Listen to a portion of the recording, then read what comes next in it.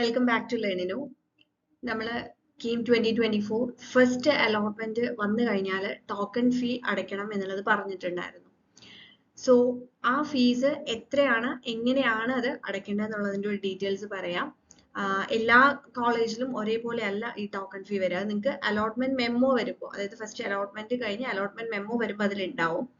അപ്പൊ ഇതിൽ കൃത്യമായി പറഞ്ഞിട്ടുണ്ട്, candidates who get allotment to government aided autonomous aided engineering colleges have to pay total fee to ensure their seats.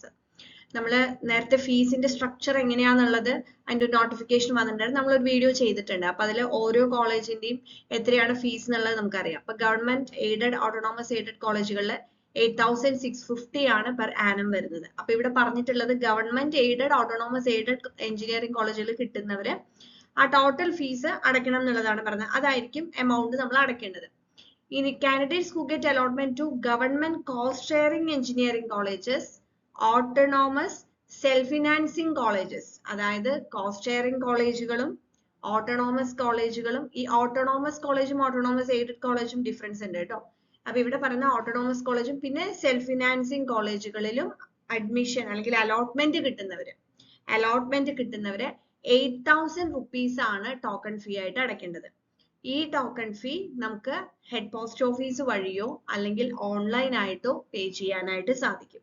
Okay, ഇനി candidates allotted under SC, ST, OEC category, അങ്ങനെയുള്ള കുറച്ച് കാറ്റഗറീസിൽ വരുന്നവർക്കും പ്രത്യേക government order പ്രകാരം, ഈ പറഞ്ഞ ഓർഡർ പ്രകാരമുള്ളവർക്കും ഒക്കെ 500 rupees ആണ് token ഫീ ആയിട്ട് അടയ്ക്കേണ്ടി വരിക. ഓക്കെ, അതേസമയം ഈ കാൻഡിഡേറ്റ്സിന് ഇപ്പൊ മാനേജ്മെന്റ് സീറ്റിലേക്കാണ്, ഇപ്പൊ ഗവൺമെന്റ് കോസ്റ്റ് ഷെയറിംഗ് എഞ്ചിനീയറിംഗ് കോളേജസിലും അതേപോലെ തന്നെ community registered society, registered trust, കോട്ട, അങ്ങനെയുള്ള സീറ്റുകളിലേക്കാണ് അലോട്ട്മെന്റ് കിട്ടുന്നതെന്നുണ്ടെങ്കിൽ അവരും 8,000 rupees തന്നെ ടോക്കൺ ഫീ ആയിട്ട് അടയ്ക്കണം.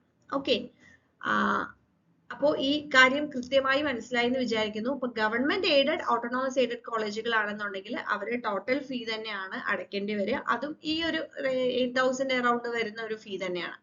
ബാക്കി നമുക്ക് സെൽഫ് ഫിനാൻസിങ് കോളേജുകളിലോ ഗവൺമെന്റ് കോസ്റ്റ് ഷെയറിംഗ് കോളേജുകളിലോ ഒക്കെയാണ് കിട്ടുന്നതെന്നുണ്ടെങ്കിൽ നമ്മൾ 8,000 rupees ആയിരിക്കും ടോക്കൺ ഫീ ആയിട്ട് അടയ്ക്കേണ്ടി വരിക. ഇപ്പൊ ഫസ്റ്റ് അലോട്ട്മെന്റ് കഴിഞ്ഞു കഴിഞ്ഞാൽ നമ്മൾ ടോക്കൺ ഫീ നിർബന്ധമായിട്ടും അടയ്ക്കണം.